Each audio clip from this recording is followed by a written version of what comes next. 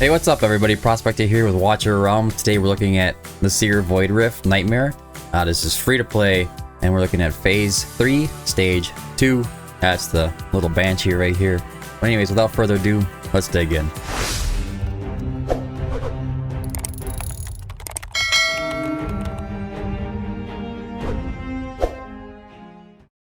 Alright, as always, we will look at the map. Same kind of thing as the last stage. If you're following along with the videos, Laseer, the stone statue, is going to be up here, and he's going to be casting petrification on the enemies as they come down. Once they reach 30% HP, and then they become really high defense and magic resistance. I think their HP stays the same, but you get to be able to break through that petrification. In order to do that, it suggests bringing heroes with true damage, ignore defense mechanics. You can bring something that can execute, basically like a Comet or a Vierna, something along those lines. It's pretty straightforward, but to do this with the epics, it's going to be a little bit different. This is the exact same team that we used on the last stage. So it's going to be a Solde, a tank, with a Oleg, Vortex. We're bringing Dolores with us to help boost the attack. If you don't have a Dolores, you can try to bring another DPS unit, try to push down those enemies the best you can. We're going to be bringing Lunaria, Brienne, Idril, and Esme. Esme is good at poison damage. She does a really good job on this stage. Idril, she's going to be able to be far range, really high attack. She's going to be within Dolores range. And Brienne is going to be kind of picking up the scraps on the top right corner if they get up there. Lunaria is going to be doing a ton of damage herself. She's a very good unit as far as magic damage goes. Magic does really well for this stage as well. Anything with petrification kind of push through that with magic damage. All these heroes are built with a really high attack, so 3 times attack percentage on the right side. Warlord Calamity is preferred on the left. But anyways, let's get right into the fight. I'll show you the gear at the end of the video. Alright, so here we go. Starting the match, we're going to start off by placing Idril right away with Dolores on the next tile up here. She will be able to cover any enemies coming down this tunnel here, and any enemies coming from the left here in case they get past Esme. We do need to get a tank out right away, right above our portal. And as soon as we can, we'll activate Idril and Dolores. I'm gonna place Lunaria right here, facing right. You see, she does a great job taking care of these enemies. We're also now going to place Esme right here, facing left, to help take care of these enemies coming in from this portal over here. Brienne's going to be up here facing downwards. She's kind of there for backup in case these guys come over here, because they like to go up to this portal up here, so you can't forget about this one. And they are flying units, so you need to make sure that you can hit them.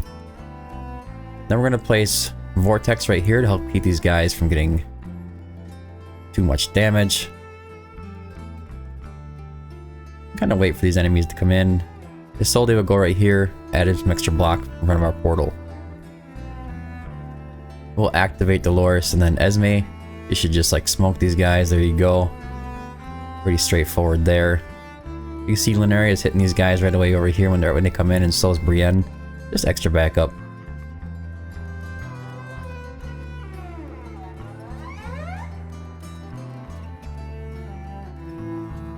We have to wait for more enemies to spawn. If they get past Lunaria up here, here comes those enemies from the right. They like to fly up here, they do a little damage, and they like to go up to this portal up here. It is ideal that you have somebody up here, but most of the time I think Lunaria can do quite a bit of the work here. You see she's about to take care of this guy too. Yeah, so they're gonna stay stuck there. Okay, same thing as before. We'll activate Dolores and then Esme. Then we will hit Idril as well. Idril should start pounding on these big tanks coming in here. She will target the one that's closest to the portal. Every time one of them comes by, they'll move forward. They will get petrified, but that is okay. We will get them later.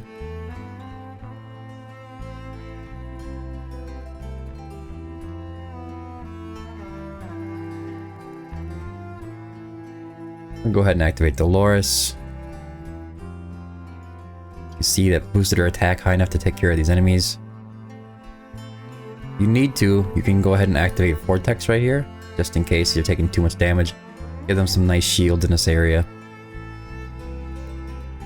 We'll activate Idril again. Let's just start taking care of these enemies that are in the range over here. There she goes, doing some big work. Idril is amazing for this kind of content. Almost, it seems like it's almost a must to have your nice Idril for Nightmare Void Rift.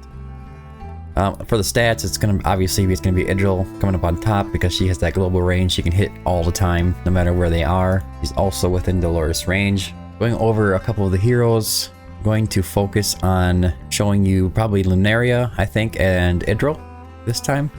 And I want you to keep in mind that all these heroes are built pretty much identical. They have the same kind of gear, might differ from set to set, but Lunaria does best in a Soulbound Arcana set. She's going to be attack percentage 3 times on the right side, like I was saying before.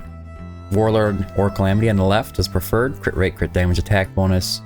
She's coming in right around 15.3k attack, crit capped, and 307 crit damage. I have her in a Spirit Siphon. She could do really well.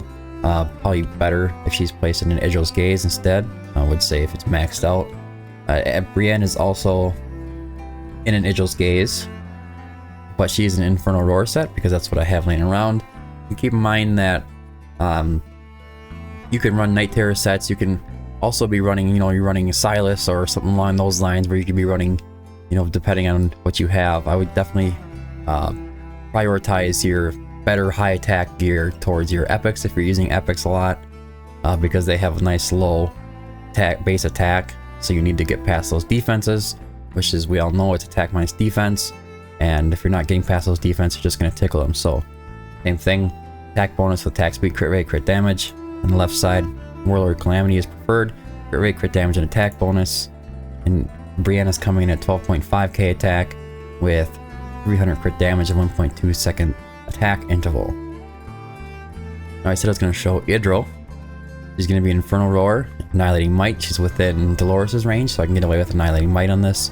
You can keep that in mind if you're running Dolores. Any hero within Dolores range can just run Annihilating Might. Esme is also an Infernal Roar set.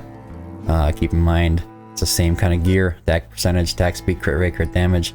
These guys are running Idril's Gaze. High as you can get them. Make sure you put your highest Idril's Gaze on Idril herself. Anyways, that's it for the video. I hope you found it helpful. I know the gear can be a little intense when I'm doing these free-to-play videos, but just remember, I'm restricted to epics and free-to-play hero only. You will not have that same restriction, so if you're running legendaries like Comet, Silas, Vierna, things along those lines, you have much better options, and you can have a little lesser gear if you're running legendaries on your team. But with all that being said, I hope you found this video helpful. If you did, don't forget to like and subscribe. It helps me out a ton. Also, don't forget you can join the Discord if you have any questions, or if you're needing takeovers or need help with hero builds or anything like that. We're happy to help. Anyways, thanks for tuning in. Until next time, keep digging.